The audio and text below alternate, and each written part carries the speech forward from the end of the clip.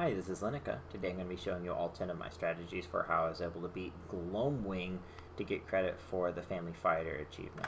This is pre-nerf, and I say that because I fully expect this guy to get nerfed. He's very overpowered, and subfamilies in particular are straight up impossible without a very, very particular set of pets and a lot of good luck. Aquatics in particular are just ridiculously impossible.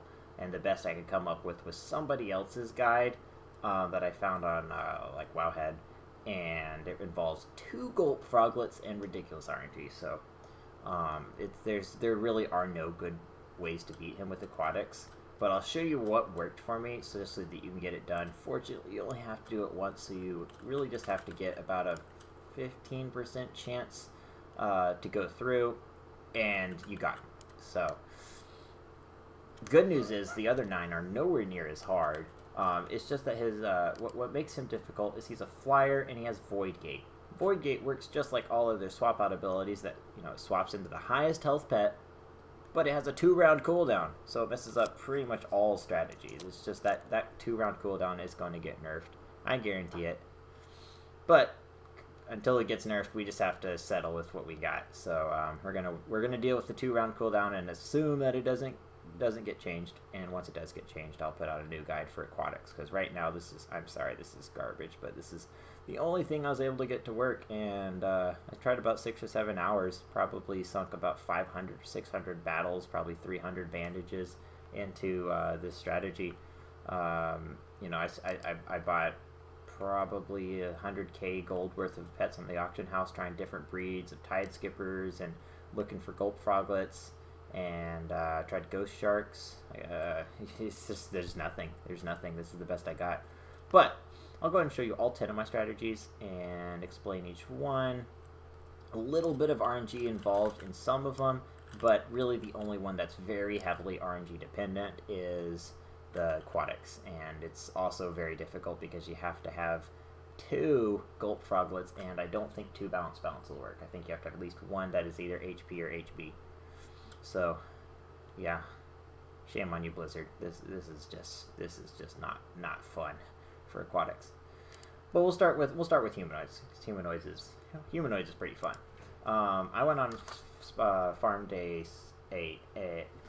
spoiling sprout that is an HH breed, and that's pretty important for this. We're gonna start out with our speed bonkers, and just go ahead and pass. Doesn't matter what you do. He's going to swap you out with that Void Gate. And it's going to bring in your highest health pet, which will be your Spoiling Sprout, because you should have an HH. HH is pretty important for 2 reasons. One, so that it gets swapped in.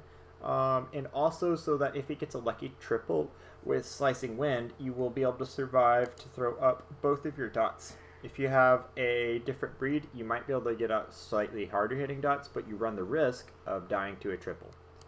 If the triple doesn't crit, though, you will be able, just like you can see here, to get out both of your dots, and then before he swaps you out with Void Gate into your Squirky, you're going to be able to hit him with a charge. So an HH Sproutling is probably the best pet for beating this guy with humanoids. It's just so good. So he has dots on him for 3 rounds. It's perfect. We're going to go ahead and bubble and then Stampede. That way, whenever he has the Void Gate off cooldown, we're going to be able to block it with that second charge of Bubble. I'm going to go ahead and Stampede. It's going to buff these 2 rounds of dots. Going to block that Void Gate. And most of the time, he's going to kill us with a Predatory Strike. If he doesn't, that's fine. If he does, it's also fine. Either way, he's going to be somewhere between about 500 and 700 health whenever he dies. But he's going to have 1 round of Shatter Defenses up. So he's going to be able to hit you with the Void Gate. We don't care, because we can't be swapped out, since we're the only pet alive. We're going to go ahead and hit with the Tornado Punch. Sometimes it'll kill him if he's low enough health if he's low enough health. But even if we don't, he's not. You just, you know, use dodge then, and jab, and you're going to clean him up. Bonkers is just a cleanup pet. Really not too much there, and we most of our strategies are going to be like that, just to the nature of him swapping us out so much. You really just kind of want to have a pet that's over 300 speed in this first slot and is decent for 1v1ing. his remaining, 5 to 800 health. If you get the stun with Tornado Punch, that's also nice, but you don't need it. It's, as you can see, if you get lucky and he only hits your Squirky with like a single Slicing Wind, you're just going to one-shot him with a Tornado Punch, and it's over. If not, it's totally fine. Next up are Dragons. Dragons is super easy, and this is also my go-to team for if he's a World Quest pet. This is what I will use, is a Speed Nether Fairy Dragon and 2 Nexus Whelplings. Stormborn Whelpling should do fine, but having those power breed Nexus Whelplings are very, very, very strong. No matter how low your Mana Surge hits, you'll do just fine. Go ahead and Arcane Storm first. We're going to Mana Surge one time before the Void Gate will come in and interrupt us. It might kill us. It might just swap us out. Either way, we're fine. We don't need to worry about that Nexus Whelpling anymore, whether he's alive or not. And our second one's going to get swapped in, so we're going to go ahead and Mana Surge here.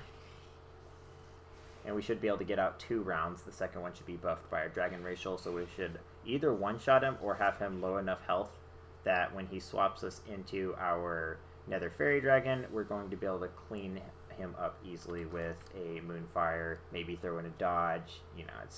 It's just like Bonkers, he's just there to clean up, so pretty straightforward.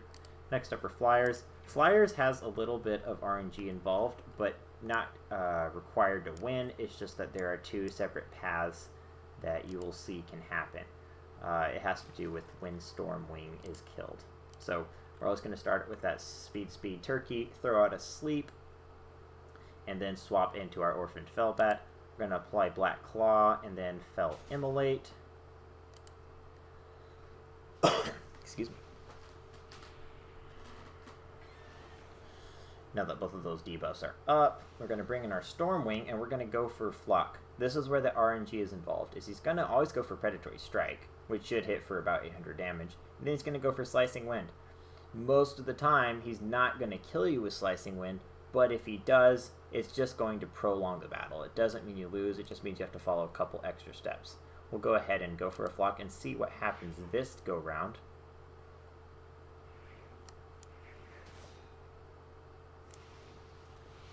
Okay, he got a double, which means we got 2 rounds of Flock before he kills with this Void Gate. That's what's going to happen the majority of the time, but if he gets a lucky crit or a triple hit, which is the minority of the time, but if it does happen, it's not a big deal. It just means that you're going to want to choose your Turkey to come in after your Stormwing dies. He's going to have Void Gate off cooldown because he killed you a turn earlier than he did me. So what you're going to want to do is, while he has Shattered Defenses up, hit him with a Peck. That should take him below his Flying Racial if he is not already. And then he's going to use Void Gate second, since of course he's slower than you, and swap you into your Orphaned Fellbat. When your Orphaned Fellbat comes in, use Drain Blood immediately, and then just spam Fell Immolate until you kill him. If your Fellbat dies, just bring in obviously your Turkey as your only pet left, and just, use Food Coma to interrupt him. You're faster than him because you're a Speed Turkey. And then peck.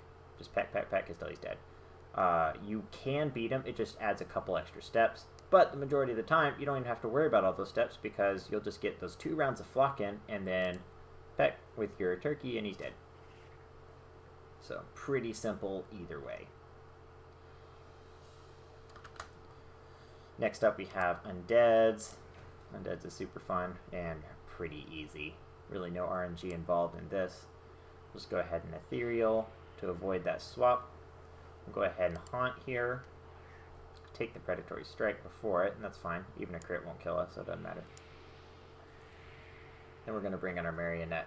As you can see on my UI, his Void Gate's almost off cooldown, so we actually don't even have time to go for Death and Decay and Deadman's Party. We just have to go straight for that Stampede before he can swap us out. He is going to swap us out before we can get out any more damage with that, but we have the debuff on him, so that's all that matters. He's going to bring in our Spectral Spinner, and we're going to utilize that round of Shattered Defenses with a Bone Bite, which should always take him down below his Racial. After his Racial's gone, we're going to be faster than him with our Speed Spectral Spinner, so we can go ahead and blind him. That blind will mean that we can hit him with Spectral Strike 100% of the time.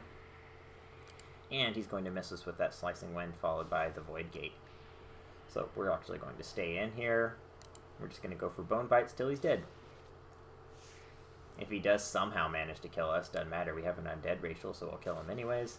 And if somehow he manages to kill us early with like crazy crits, we of course have 2 more undeads to clean up. So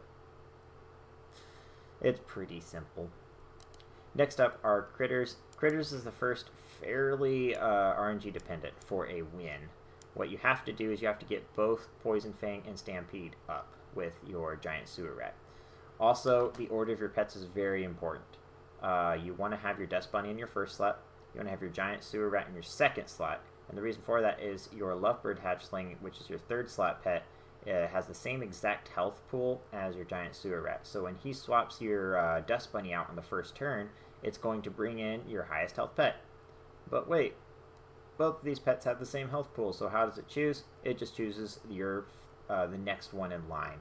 So basically it chooses your second slot as opposed to your third slot pet. So that's why you want to make sure your giant sewer rat is in your second slot, because if your lovebird hatchling is there, your lovebird hatchling is what will be swapped in.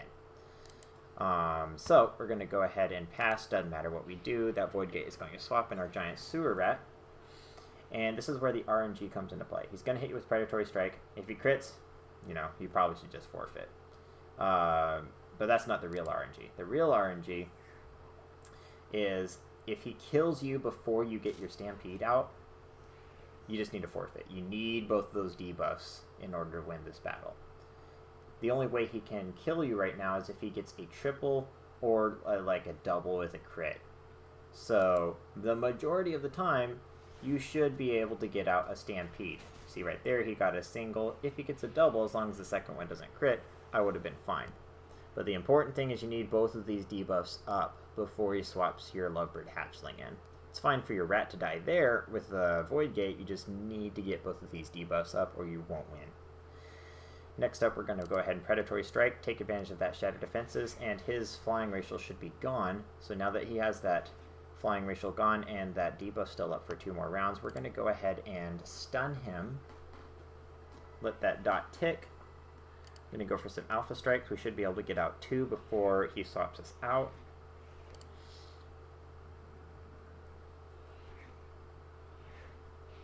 He's going to swap us at this point, bring in our rabbit. We don't want to take the Predatory Strike because this does a lot of damage. Why would we take it when we can just dodge? So we're going to dodge, go for a flurry. Doesn't matter how many times your flurry hits. He's so low health, you can probably just kill him with flurries.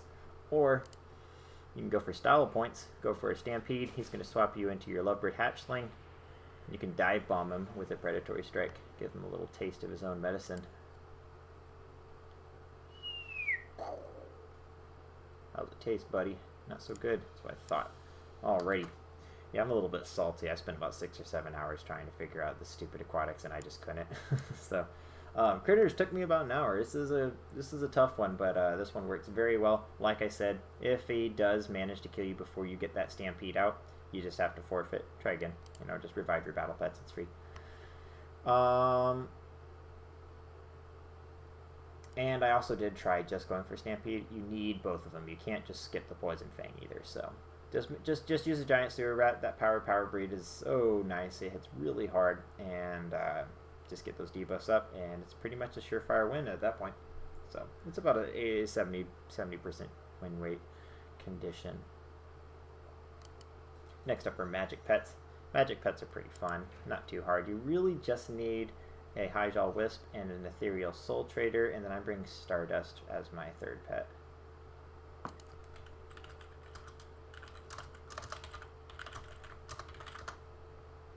So we're going to start with our Highjaw Wisp. Going to go ahead and pass. He's going to swap us into our Ethereal Soul Trader since he has higher health than the Stardust. We're going to go ahead and just hit him with a beam first, and then we're going to Soul Ward. That Soul Ward should block the next Void Gate so he can't swap us out.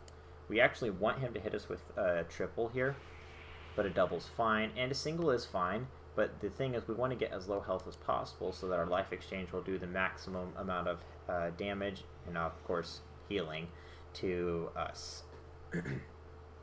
At this point, one beam should take him below his flying racial, and as long as you can get him below his flying racial, your Ethereal Soul Trader has done his job. You can go ahead and let him die.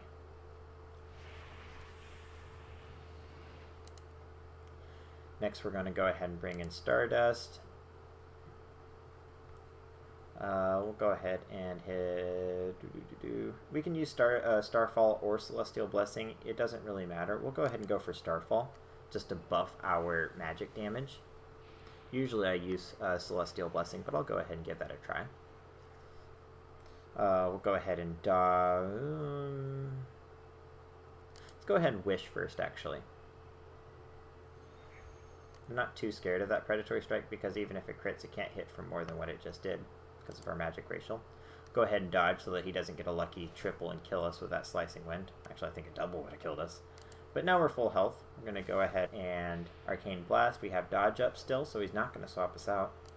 And most likely he's going to die to some Arcane Blasts. Should be stacked up to full on this turn.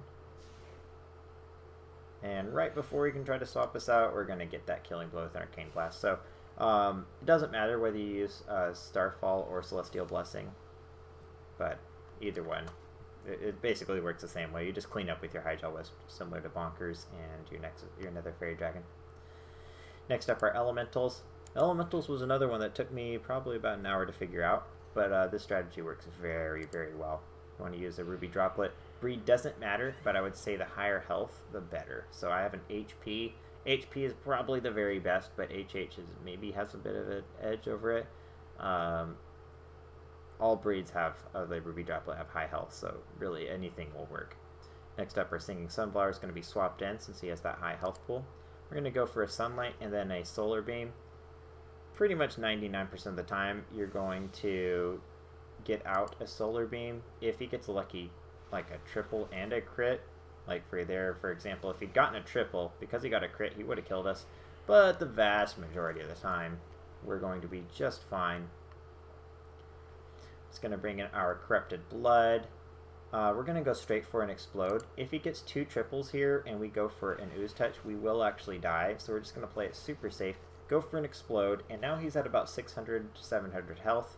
So the first thing we're going to do is we're going to go for a Drain Blood. That's going to heal us basically up to full. After that, we're going to go ahead and Bubble on cooldown. It's going to block that Predatory Strike and a Slicing Wind.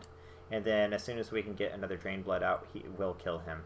While Sunny Day is the weather, that Drain Blood is going to do a ton of damage because it's 10% of his max health pool, and his max health pool is 3,000 health. So he's really doing himself no favors by having that obnoxious health pool. Drain Blood does 300 damage, heals us back up to full, and down he goes. Some fun mechanics with Sunlight. Next up are Beasts. Beast is a little bit RNG dependent, but this is probably about a 90% win rate condition. So we're going to go ahead and let him swap out our Vengeful Porcupet. We're going to bring in our Son of Scum, and that crit basically means we have to if he crits you with that first Void Gate, you just have to forfeit, unfortunately. It's too tightly tuned. So go ahead and use one of those bandages and try again. There we go. It's going to bring in our Son of Scum. We're going to go ahead and Lightning Shield and then go for a Stampede.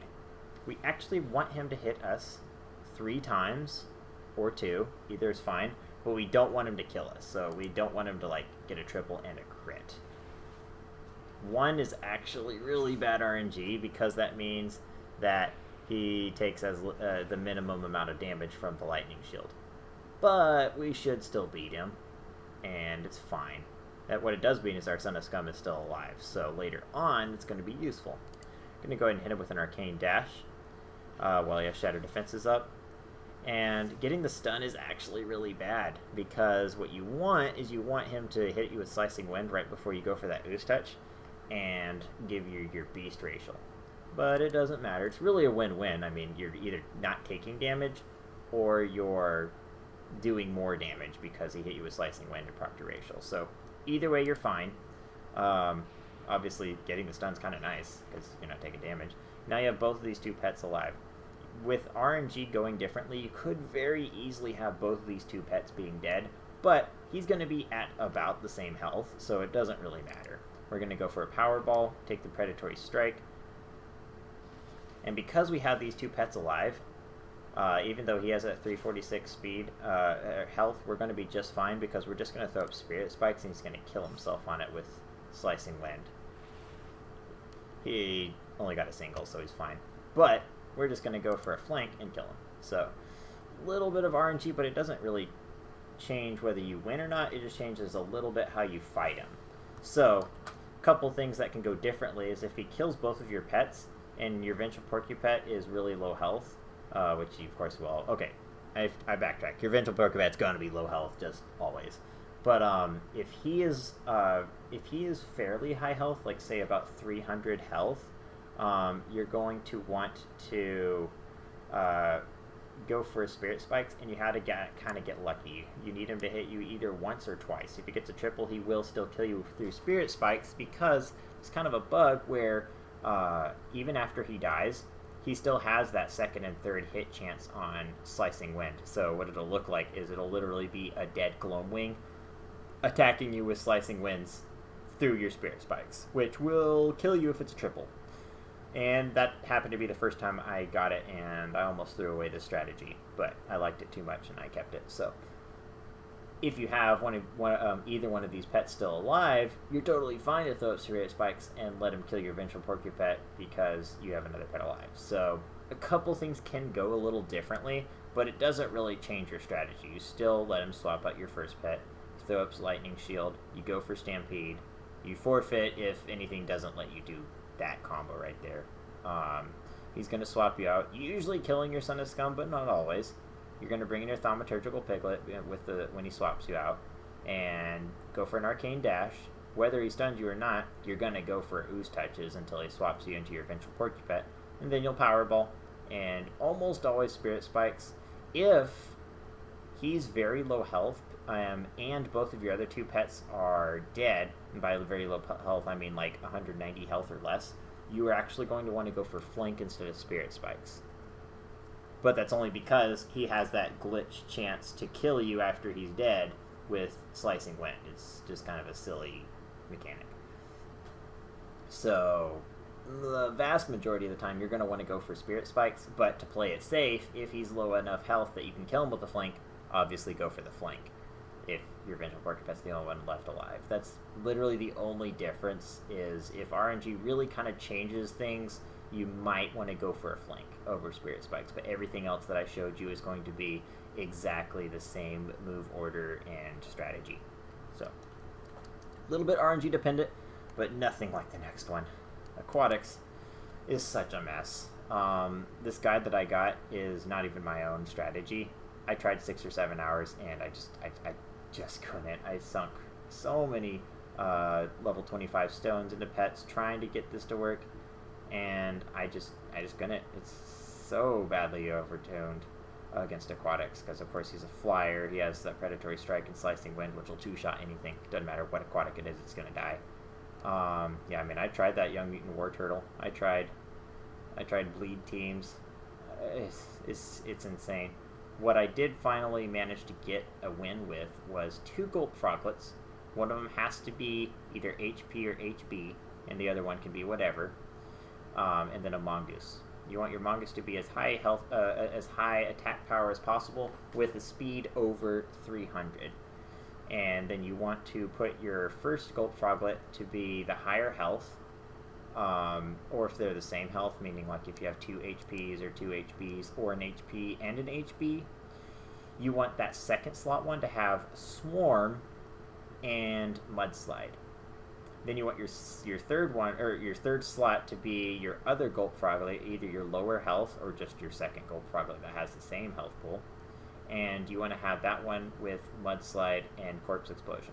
This will not work if you have 2 balanced Gulp Froglets. So if you have 2 Gulp Froglets that have 1562 health, you're out of luck. It's not, the strategy isn't going to work.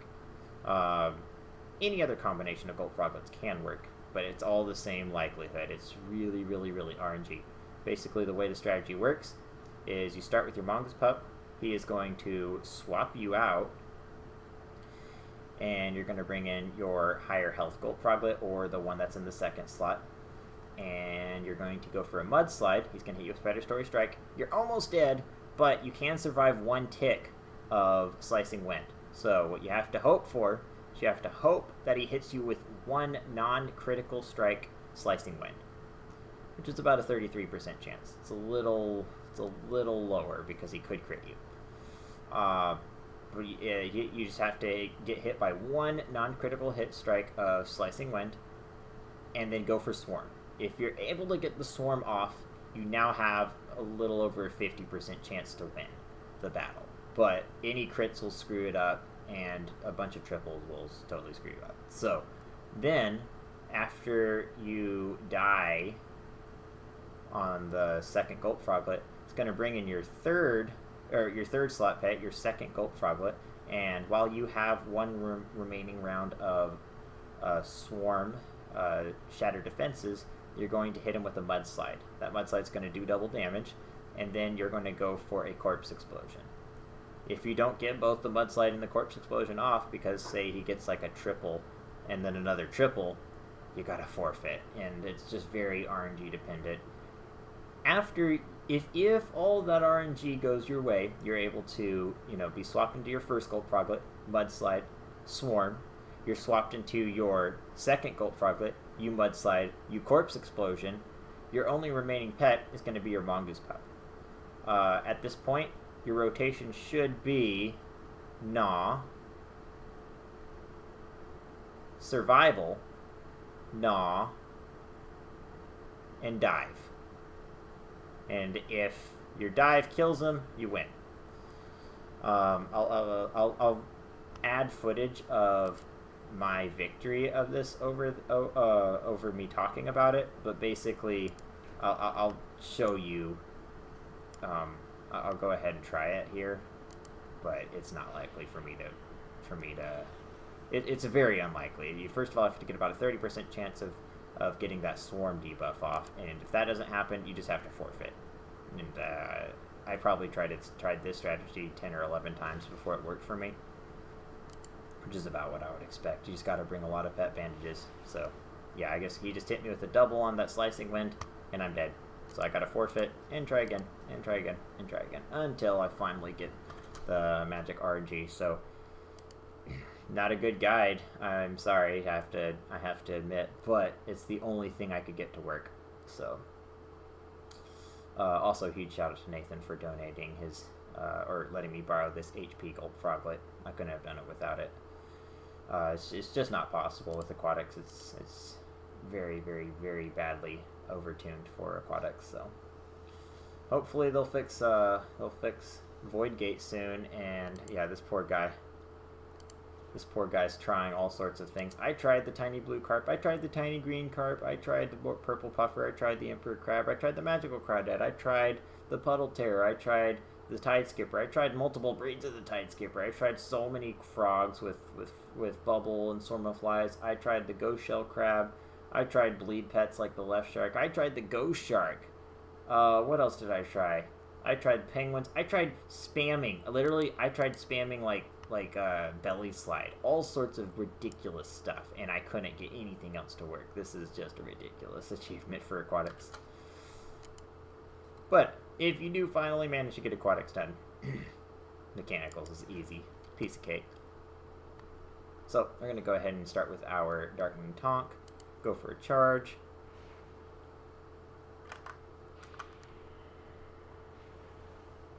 It's going to swap you into your Sunreaver Micro Sentry, because we had him in our second slot, as you can see. Same health as Little Bling, but second slot gets swapped in instead of the third. So we're going to go ahead and go for Fel Immolate before we go for Call Lightning. We don't really want to go for Call Lightning first, because if he gets some triples, he might actually kill our Sunreaver Micro Sentry before we get the Fel Immolate out.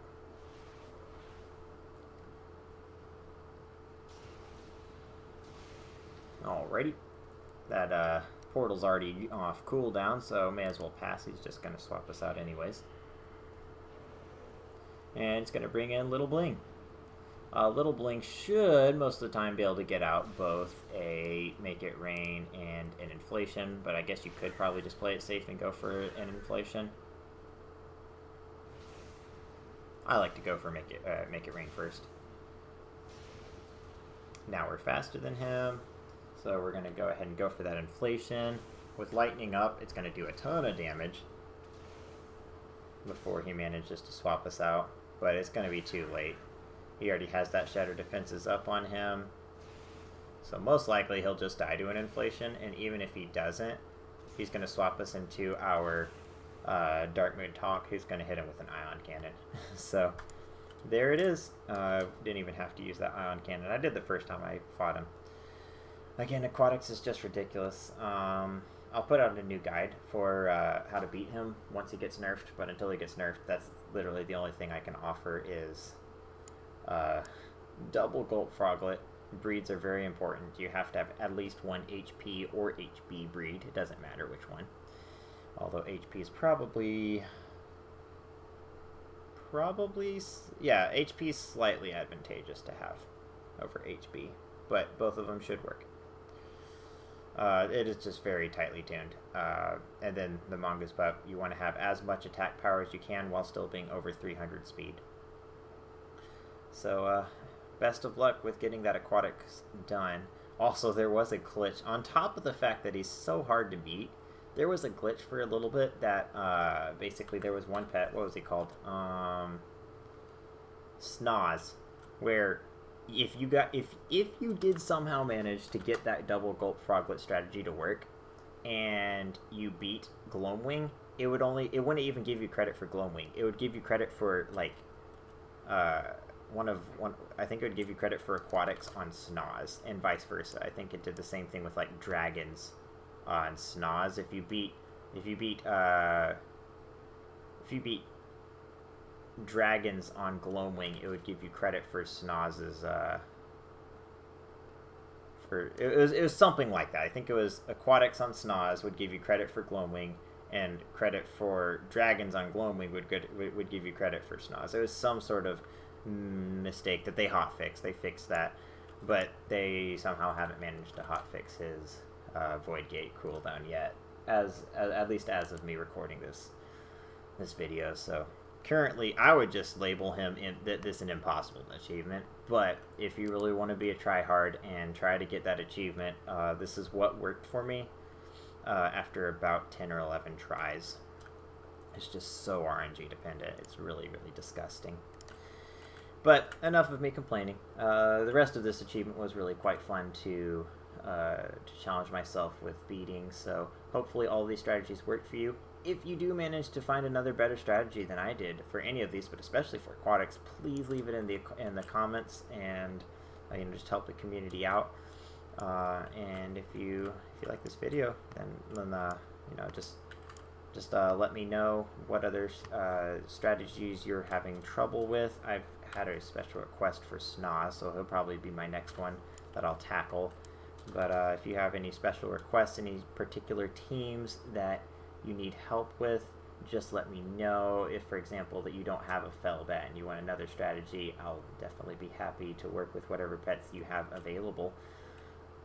But get the Orphan Fellbat whenever you can. He's a super awesome pet. Anyways, this has been Linica. Thank you for watching, and I will see you all in the next video. Bye-bye.